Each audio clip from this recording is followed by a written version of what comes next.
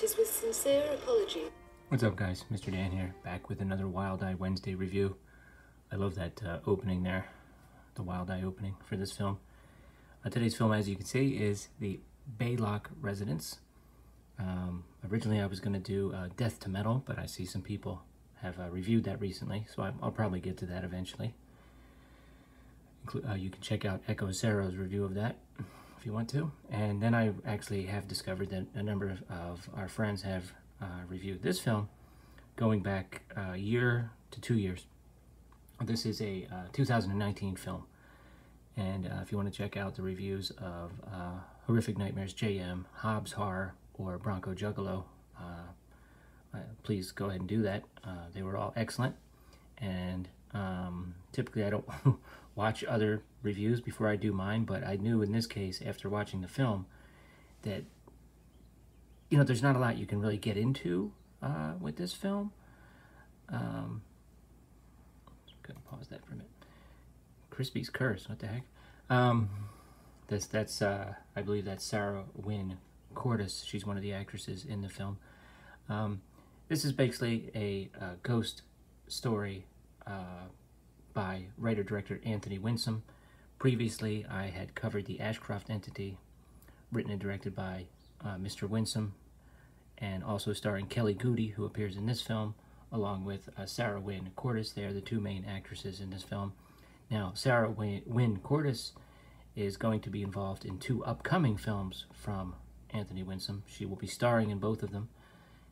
One is called Children of Darkwood, and the other one is called Changeling, in which she is also a writer. So that's interesting. And, I actually reviewed the Ashcroft Entity because I was home from work one day, and this is a film from the United Kingdom, so Patrick from Half Cheatable View interviewed Kelly Goody in the daytime. Otherwise, I wouldn't have been able to see that interview, and I became a fan. She's a great actress. She's a very good actress. And she's just a really cool person, too. She's very cool. So that's why I wanted to check this one out. And basically what we have here is a film set in the World War II era, set in 1944. Now, the interesting thing is, this is a remake. Mr. Winsome tends to remake his own films a lot of times. He's made a number of short films, or shorter films, which he's remade. So this film is a remake of a film called The Haunting of Baylock Residence from 2014. Now, interestingly enough, that film, as well as the Ashcroft Entity, were both set in the 70s.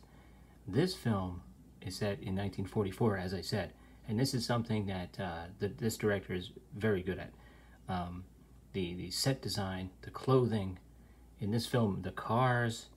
I mean, with a relatively small budget, they did an excellent job of transporting you back in time to 1944.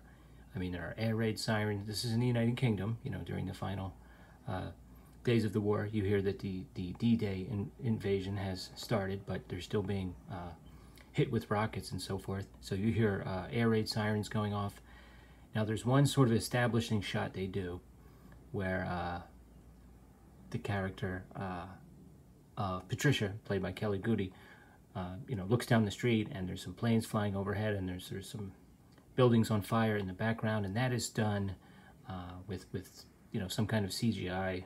I actually didn't really mind it because it actually reminded me of like older films. I mean, this film was set in 1944. It reminded me of almost the way they would do it in an older film, and you get a little bit of that, but not much.